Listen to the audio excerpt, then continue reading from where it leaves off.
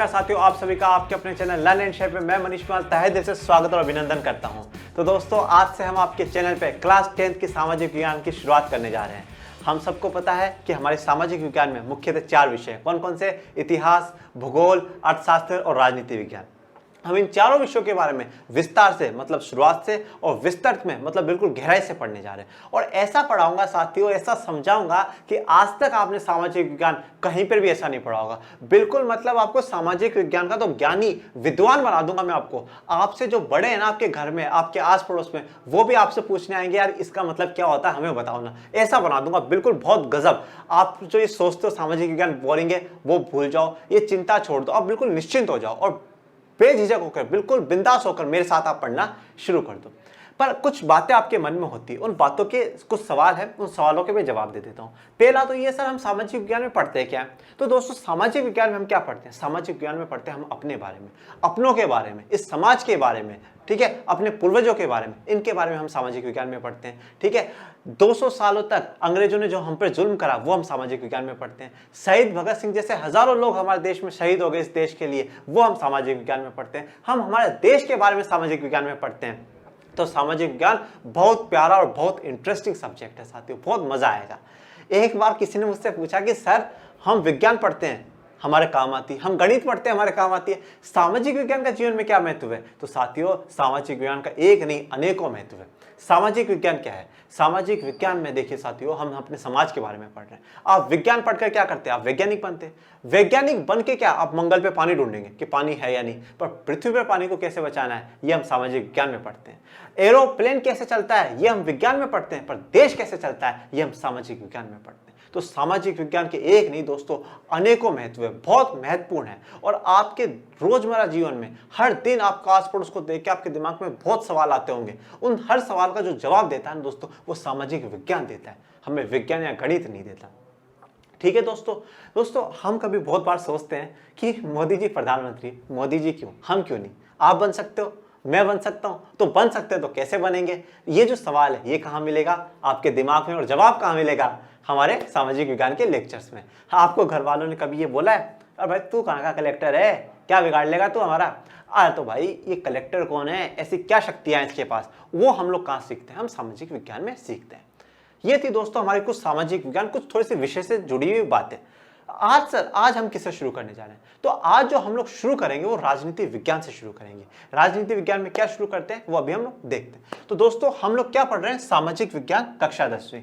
ठीक है, और ये कौन है? ये है हमारे परम पूज्य राष्ट्रपिता आदरणीय महात्मा गांधी जी। तो इनको नमन करते हुए ही हम लोग आगे बढ़ते हैं और आज शुरुआत करते हैं। तो हम लोग क्या पढ़ रहे हैं?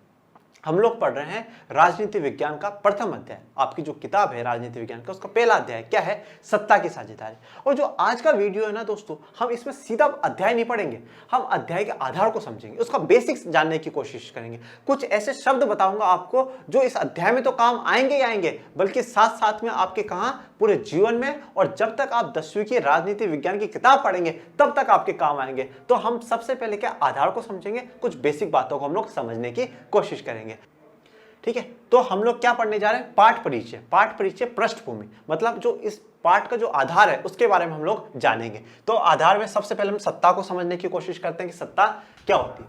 सत्ता का जो अर्थ है बच्चों, सत्ता का मतलब जो है प्यारे विद्यार्थियों, वो होता है राजनीतिक शक्तियां। क्या होता है? राजनीतिक शक्तियां। राजनीतिक शक्तियां का मतलब क्या है? ऐसी शक्तियां जो कि देश के लिए हम निर्णय ले सके कि देश में क्या होगा क्या नहीं होगा, ठीक है, और क्या सही है क्या गलत है। तो ऐसी शक्तियां जिसके पास होती है उसी को हम लोग क्या कह रहे हैं? सत्ता कह रहे हैं। आज मैं आपको एक उदाहरण देता हूं। मैं सड़क पे जाके बोल दूं कि आज से 2000 के नोट बंद, कोई मानेगा क्या? आप मानोगे? नहीं मानोगे। मेरे घर वाले मानेंगे? बिल्कुल भी नहीं मानेंगे दोस्तों। पर यही बात अगर मोदी जी आके बोल दे आज कि भाई आज से 2000 के नोट भी बंद, मानोगे या नहीं मानोगे? बिल्कुल मानोगे, और सब भाग के जाएंगे बैंक में और नोट को बदलाने की कोशिश करेंगे। क्यों? क्योंकि उनके पास ये शक्तियां हैं कि देश में क्या होगा क्या नहीं होगा, इसका निर्णय कौन करेगा? मोदी जी करेंगे। देश के सबसे जो सारी शक्तियां हैं वो उन्हीं के ही पास है। अभी तक भी आपको नहीं समझ में आया तो एक शब्द में समझा देते हैं, वो शब्द है सरकार। कौन सा शब्द है दोस्तों? सरकार। ठीक है, सरकार ही क्या होती है? सत्ता होती है, उसी के पास सारी राजनीतिक शक्तियां है। जैसे अब किसकी सरकार है? मोदी जी की सरकार है, भाजपा की सरकार है। ठीक है साथियों, यहां तक की बात आपको क्लियर? पर सर आज तो मोदी जी की सरकार, आज तो देश को मोदी जी चला रहे हैं, और जैसे कि मोदी जी प्रधानमंत्री है, तो देश के जो पहले प्रधानमंत्री थे वो जवाहरलाल नेहरू जी थे। तो उनसे पहले देश को कौन चला रहा था? अरे भाई भूल गए क्या? 200 साल तक अंग्रेजों ने जो जुल्म करा उसको भूल गए, ठीक है। पर सर अंग्रेजों से पहले कौन चला रहा था? तो ऐसे हजारों, 5,000, 10,000 साल तक उस देश को कौन चला रहा था? हमारे देश को ये चीजें हम जानते हैं। ये सरकार के बारे में हम जानते हैं कि सरकार होती कौन है, सरकार के कितने प्रकार होते हैं, और ये जो प्रकार है ये अलग अलग देशों में अलग अलग रूप में हमें पाए जाते हैं। तो हम इसको समझते हैं। सबसे पहला जो है वो है राजतंत्रीय सरकार। सबसे पहले इसमें भी हम लोग क्या करेंगे कि शब्द को समझेंगे कि शब्द क्या कहना चाहता है। राज शब्द को हम बांट लेते हैं। राज कौन करता है? जो राजा महाराजा होता है। कौन करता है? राजा महाराजा करता है। आम आदमी तो राज करता नहीं है, तो राजा महाराजा राज करता है। तंत्रीय मतलब क्या है? तंत्रियों का मतलब होता है दोस्तों कि उसकी पूरी व्यवस्था, राजा की पूरी व्यवस्था, उसका पूरा सिस्टम कि वो कैसे काम करेगा, क्या काम करेगा, क्या नहीं करेगा। तो जो राजा का पूरा सिस्टम है, तो जो उसकी सरकार है उससे हम क्या कहते हैं? राजतंत्रीय सरकार कहते हैं। शब्द को समझ लिया, अब परिभाषा पर आ जाओ। राजा रानी के पास निर्णय लेने की शक्ति होती है, ठीक है। किसके पास शक्ति है? राजा रानी के पास। क्या करने की? निर्णय लेने की, कि देश में क्या होगा क्या नहीं होगा, ये कौन तय करेगा? राजा या रानी तय करेगा। निर्णय लेंगे कि क्या होना चाहिए क्या नहीं होना चाहिए। कौन सी शक्ति है? राजनीतिक शक्तियां है, ठीक है दोस्तों। तो जब राजा रानी के पास शक्ति हो तो राजतंत्रीय सरकार होती है। जैसे हमारे राजा जी हैं, ये सोच रहे हैं कि अब देश के लिए आगे क्या करना है। आगे बढ़ते हैं। आगे है हमारी तानाशाही सरकार। किसी एक व्यक्ति के पास निर्णय लेने की शक्ति होती है। किसी एक व्यक्ति के पास ही होगी, ठीक है। वही तय करेगा कि देश में क्या होगा क्या नहीं होगा, ठीक है। उसके जो मन में आएगा वो करेगा, ठीक है साथियों। पर अब आपके मन में एक सवाल आ रहा होगा कि सर यहाँ पर भी एक ही आदमी, राजा तो एक ही है, ठीक है, और यहाँ पर भी एक ही आदमी, दोनों में अंतर क्या है? तो अंतर सुनो। जो राजतंत्रीय सरकार होती है उसमें क्या है दोस्तों?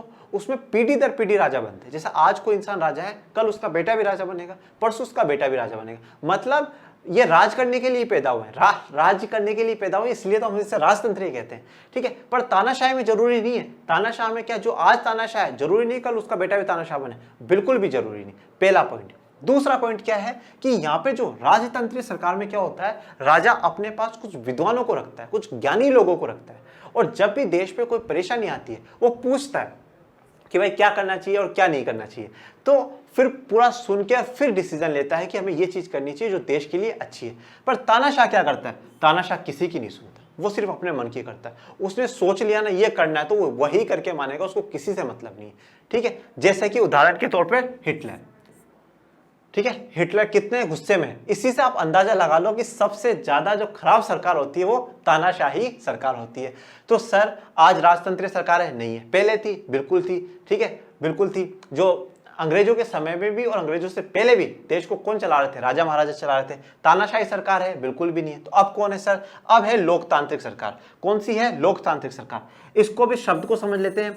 लोक का मतलब क्या होता है? लोक का मतलब होता है मेरे साथियों जनता। क्या होता है? जनता। और तांत्रिक का मतलब, तंत्र का मतलब जनता का व्यवस्था। किसकी व्यवस्था है?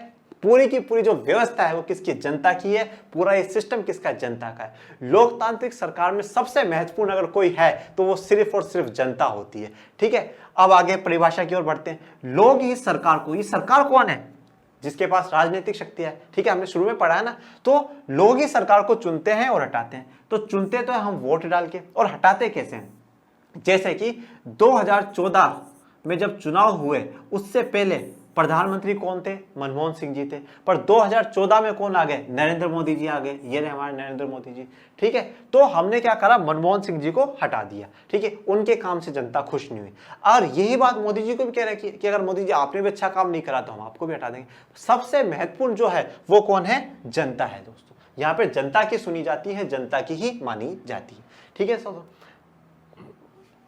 अब ये जो लोकतांत्रिक सरकार है और ये जो लोकतंत्र शब्द है इसको हम और भी गहराई से समझेंगे, जो कि आपके मन में कोई भी कंफ्यूजन, कोई भी डाउट बिल्कुल भी नहीं होना चाहिए। तो हम किसको समझेंगे? लोकतंत्र। मतलब जो जनता की व्यवस्था है उसको हम लोग समझने की कोशिश करेंगे। यहाँ पे न राजा महान है न तानाशाह महान है, यहाँ पे सबसे महान कौन है? जनता महान है। अब समझते हैं। एक ऐसी व्यवस्था जिसमें किसी भी देश की सरकार का निर्णय क्या किया जाए? सरकार का निर्णय जनता द्वारा किया जाता है। देखो एक ऐसी व्यवस्था जिसमें किसी भी देश में तो क्या हो रहा है, सरकार का निर्णय में तो सरकार कौन बनेगी, कौन मुख्यमंत्री बनेगा, कौन प्रधानमंत्री बनेगा, ये कौन तय करे, जनता द्वारा, जनता तय करेगी कि मनमोहन सिंह जी प्रधानमंत्री रहेंगे या नरेंद्र मोदी जी प्रधानमंत्री रहेंगे। ठीक है, तो ये कौन तय करेगी, जनता तय करेगी। और जब जनता तय करे सरकार के बारे में तो उससे क्या कहते हैं हम लोग, लोकतंत्र कहते हैं। अगर यहां पर भी नहीं समझ में आया तो हम आगे और परिभाषा की ओर देखते हैं। जनता के द्वारा चुनाव प्रक्रिया से क्या हो रहा है, चुनाव प्रक्रिया से अपने प्रतिनिधियों का चयन किया जाता है। देखो पहले हम प्रतिनिधि को समझेंगे फिर चुनाव प्रक्रिया को समझेंगे। प्रतिनिधि का मतलब क्या होता है दोस्तों, आप सब क्रिकेट देखते होंगे, जब क्रिकेट मैच होता है तो उसमें 11 खिलाड़ी खेलते हैं, पर उन सब में से क्या होता है, एक जना कप्तान होता है। कौन होता है, कप्तान होता है। जब टॉस करने जाता है तो ये कप्तान जाता है, ठीक है, कहीं कुछ बोलने जाता है तो ये कप्तान जाता है। तो सर क्या ये जो बाकी के 10 लोग हैं ये महत्वपूर्ण नहीं है, ये इंपॉर्टेंट नहीं है? बिल्कुल इंपॉर्टेंट है। पर इन 10 ने क्या करा, अपने एक को क्या कर लिया, कप्तान चुन लिया, अपना प्रतिनिधि चुन लिया। जैसे विराट कोहली को, ठीक है, विराट कोहली टॉस करने जाएगा मतलब भारत टॉस करने गया। आपने कभी देखा है कि भाई भारत ने टॉस जीत लिया तो क्या लिखते हैं कि भारत ने टॉस जीता और बैटिंग करने की इच्छा रखी? तो ये तो नहीं लिखा ना विराट कोहली ने टॉस जीता। क्यों? क्योंकि विराट कोहली सिर्फ और सिर्फ प्रतिनिधित्व है, इन सबका प्रतिनिधित्व, पूरे भारत का प्रतिनिधित्व वो क्रिकेट में कर रहा है। तो प्रतिनिधित्व का मतलब ये होता है कि एक इंसान आगे आ जाए और सब उसके पीछे हैं, वो सबके लिए एक है। ठीक है, मतलब उसी से सबकी आइडेंटिटी, हमारी सबकी पहचान बनी रहेगी। जैसे उदाहरण के तौर पे मोदी जी विदेश जाते हैं तो मोदी जी विदेश जाके कोई अपनी बात नहीं कर रहे, वो देश की बात कर रहे, वो जनता है, पूरी भारत है वो। ठीक है, राष्ट्रपति रामनाथ कोविंद जी बाहर जा रहे हैं, वो पूरा भारत है, अकेले नहीं हो। आई बात समझे? तो ये होता है प्रतिनिधि। हम अपने प्रतिनिधियों को चुनते हैं, जैसे हमने मोदी जी को चुना। हम कैसे चुनते हैं? चुनाव की प्रक्रिया से चुनते हैं। अब चुनाव को मैं आज आपको और भी आसान भाषा में समझा देता हूं। चुन प्लस आओ, चुन प्लस आओ, चुन प्लस आओ, चुन प्लस आओ, मतलब चुन लिया। चुनने का मतलब क्या होता है? सिलेक्ट कर लिया। मैंने सिलेक्ट कर लिया है, अब आप आओ और देश को चलाओ। ठीक है, क्या करा है? चुनाव का मतलब चुन लिया है, सिलेक्ट कर लिया, अब आओ और आप क्या है, देश को चलाओ। तो एक ऐसी चुनाव प्रक्रिया से क्या करा जाता है, अपने प्रतिनिधियों को चुना जाता है। और चुनाव में हम लोग क्या करते हैं? वोट डालते हैं। तो यहाँ पर आपको फोटो दिख रही है, एक इंसान वोट डाल रहा है। और हमारे भारत में हम वोट कब डाल सकते हैं दोस्तों? हम जब 18 साल से ऊपर के हो जाते हैं तब हम लोग वोट डाल सकते हैं। ठीक है, यहाँ पे भी अगर आपको दिक्कत रही हो तो हम आगे एक और परिभाषा पे आ जाते हैं। लोकतंत्र यानी जनता का। मैंने आप लोगों को क्या कहा कि लोकतंत्र में सबसे महत्वपूर्ण कौन है? जनता है। हर चीज पे, हर संसाधन पे सबसे पहला हक किसका है? जनता का है। तो क्या है, सबसे महत्वपूर्ण कौन है? जनता। जनता के द्वारा, ठीक है, सरकार को किसने चुना? जनता ने। मोदी जी को किसने चुना? जनता ने। और जनता के लिए व्यवस्था।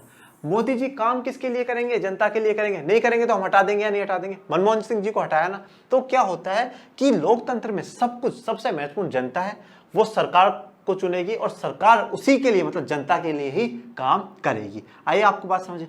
ये परिभाषा दी किसने? ये परिभाषा हम लोगों को दी अब्राहम लिंकन ने। ये है अब्राहम लिंकन साहब। अब्राहम लिंकन साहब अमेरिका के 16वें राष्ट्रपति बने। अपने जीवन में बहुत असफलताएं देखी और फिर अंत में जाके देश के राष्ट्रपति बने और एक ऐसी बढ़िया सी परिभाषा हम लोगों को दी जिससे कि हम लोग लोकतंत्र को समझ सके। आगे बढ़ते हैं। अब इसे प्रजातंत्र और जनतंत्र भी कहते हैं। तो प्रजा का मतलब क्या होता है? प्रजा का मतलब जनता ही है दोस्तों। ठीक है, जब हम सबकी बात कर रहे हैं तो प्रजा या जनता भी हम उसे कह सकते हैं। और जनता की जो व्यवस्था है, जो जनता का सिस्टम, उसे हम प्रजातंत्र कहते हैं। जन मतलब एक इंसान। एक इंसान के बारे में जो हम, मतलब लोकतंत्र में एक एक इंसान का महत्वपूर्ण है, तो एक एक का भी जो पूरी व्यवस्था है वो जनतंत्र। जब हम लोकतंत्र की बात करें, हम प्रजातंत्र की बात करें, जनतंत्र की बात करें, तो तीनों एक ही होती है। कभी इसमें हमारे मन में किसी प्रकार का कोई भी कंफ्यूजन नहीं होना चाहिए। जो भी देश उपरोक्त व्यवस्था, उपरोक्त मतलब ये जितनी भी ऊपर बातें लिखी हुई है कि क्या हो, चुनाव के द्वारा चुने, लोग सरकार का निर्णय करे, जनता का हो, जनता के द्वारा हो और जनता के लिए हो, ऐसी व्यवस्था को जो भी देश अपना ले उसे हम लोग क्या कहते हैं? लोकतांत्रिक देश कहते हैं। क्या कहते हैं? लोकतांत्रिक देश कहते हैं। ठीक है साथियों, अब हम आगे बढ़ते हैं। अब आपके मन में एक सवाल होगा कि क्या भारत एक लोकतांत्रिक देश है? क्या हमारा प्यारा भारत एक लोकतांत्रिक देश है? जी सर, बिल्कुल है।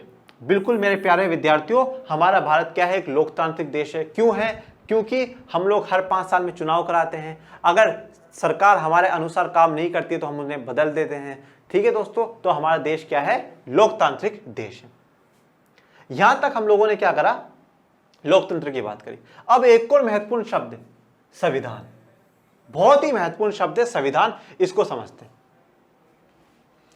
किसी देश या संगठन के आधारभूत विधि विधान को संविधान कहते हैं। सबसे पहले तो विधि विधान क्या होता है उसको समझो। विधि विधान का मतलब है दोस्तों कानून, ठीक है, कानून की बात होती है। तो और आधारभूत क्या होता है दोस्तों? आधार जैसे आज आपको मैं पढ़ा रहा हूं ना, आधार बेसिक पढ़ा रहा हूं, ठीक है, यह आधार बदलेगा नहीं। आप पूरा अध्याय पढ़ लोगे तब भी नहीं बदलेगा, मैंने बोला आप पूरी किताब पढ़ लो तो भी नहीं बदलेगा। तो आधार क्या है, कभी बदलता नहीं है दोस्तों। तो ऐसा क्या है, कोई ऐसे कानून बना देना जो कि आधार है जिन्हें हम नहीं बदल सकते। जैसे कि हमारे देश का संविधान कहता है कि भाई हमारे देश में किसी के भी साथ जाति के आधार पे, लिंग के आधार पे, मतलब लड़का लड़की हो, धर्म के आधार पे, रंग के आधार पे, और उसकी आर्थिक स्थिति की, वो अमीर है या गरीब है, उसके आधार पर हम भेदभाव नहीं करेंगे, ठीक है। उसका सबसे बढ़िया उदाहरण मोदी जी कहते थे, मैं चाय बेचने वाला था, ठीक है, हम क्या सोचते, चाय बेचने वाला होगा, बहुत गरीब इंसान होगा, पर आज वो प्रधानमंत्री है, ठीक है। तो ये प्रधानमंत्री बनने की जो शक्ति आई कहां से आई, वो हमारे संविधान ने दी। हमने उनकी गरीबी अमीरी नहीं देखी, हमने उन्हें प्रधानमंत्री बनाया, ठीक है दोस्तों। तो ये क्या है, संविधान वही होता है जो अपने आधारभूत विधि विधान के बारे में, मतलब उन्होंने ऐसे कानून संविधान ने बना दिए कि भाई आप इन कानूनों को अब मत बदलो, आप कोई भी कानून देश में बना दो, पर ऐसा कानून मत बनाना जिसमें किसी के साथ क्या हो, भेदभाव हो। यह है हमारा भारत का संविधान। और इस संविधान का प्रथम पेज है ये, जिसे हम लोग क्या कहते हैं, उद्देशिका कहते हैं। क्या कहते हैं, उद्देशिका कहते हैं। और इस प्रथम पेज की प्रथम पंक्ति में एक बहुत बढ़िया बात लिखी है, वो मैं इसको यहां पे लिख देता हूं। हम भारत के लोग, ये हमारे संविधान के प्रथम पेज के प्रथम पंक्ति में ये बात लिखी है, हम भारत के लोग। ये चीज क्या दर्शाती है दोस्तों? अभी हम लोकतंत्र पढ़ रहे थे, लोकतंत्र आया कहां से, लोगों का राज कहां से आया, हमारे संविधान से आया, हमें संविधान ने दिया। सबसे प्रथम पंक्ति में ये लिखा हम भारत के लोग, मतलब सबसे महत्वपूर्ण कौन है, भारत के लोग है, भारत की जनता महत्वपूर्ण है। सरकारें आएंगी चली जाएंगी, प्रधानमंत्री बदलेंगे, मुख्यमंत्री बदलेंगे, पर कोई नहीं बदलेगा। तो कौन नहीं बदलेगा, भारत के लोग नहीं बदलेंगे। ये ताकत किसने दी, हमें संविधान ने दी। अब आते हैं भारतीय संविधान की बात करते हैं। भारतीय संविधान के जनक डॉक्टर भीमराव अंबेडकर को कहा जाता है या कहते हैं, ठीक है। जनक या भारतीय संविधान के निर्माता किसे कहते हैं, डॉक्टर भीमराव अंबेडकर, या हम इन्हें प्यार से क्या कहते हैं, बाबा साहब अंबेडकर।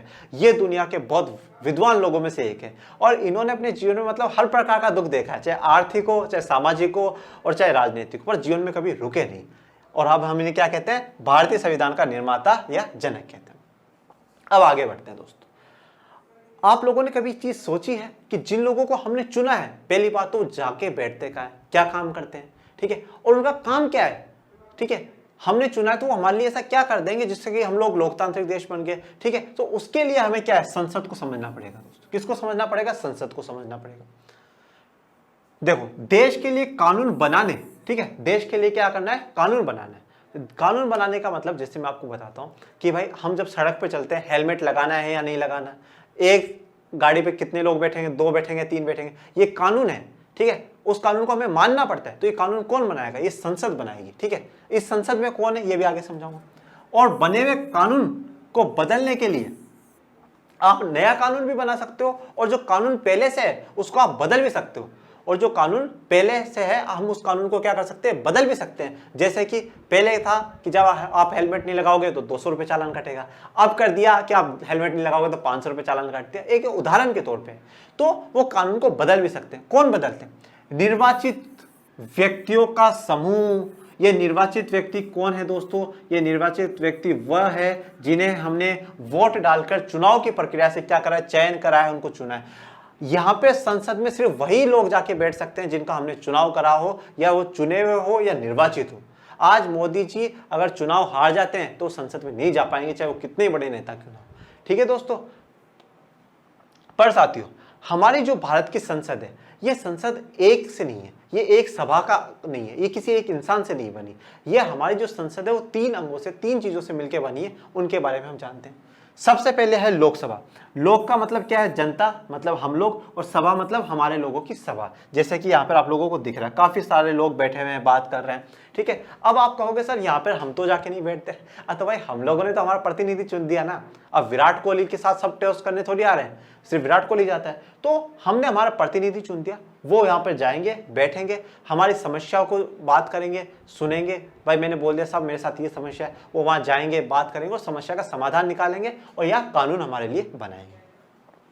उसके बाद आता है राज्यसभा। ठीक है, क्या है राज्यसभा? ये जो आपको फोटो भी दिख रही है, ये है हमारे देश के माननीय उपराष्ट्रपति श्री एम वेंकैया नायडू जी। और ये क्या है? राज्यसभा के सभापति है। सभापति का मतलब क्या होता है दोस्तों, कि वो बिल्कुल टॉप पे बैठते हैं और सबके सुनते हैं कि किसके क्षेत्र में क्या परेशानी है, किसके क्षेत्र में क्या परेशानी नहीं है, ये सब सुनते हैं और फिर फाइनली एक डिसीजन लेते हैं, कानून बनवाते हैं उस पर और देश में उसको लागू करवाते हैं।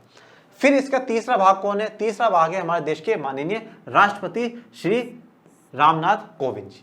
ठीक है दोस्तों, तो हमारे भारत की संसद क्या करती है? कानून बनाती है या बदले हुए पुराने कानूनों में कुछ बदलाव करती है।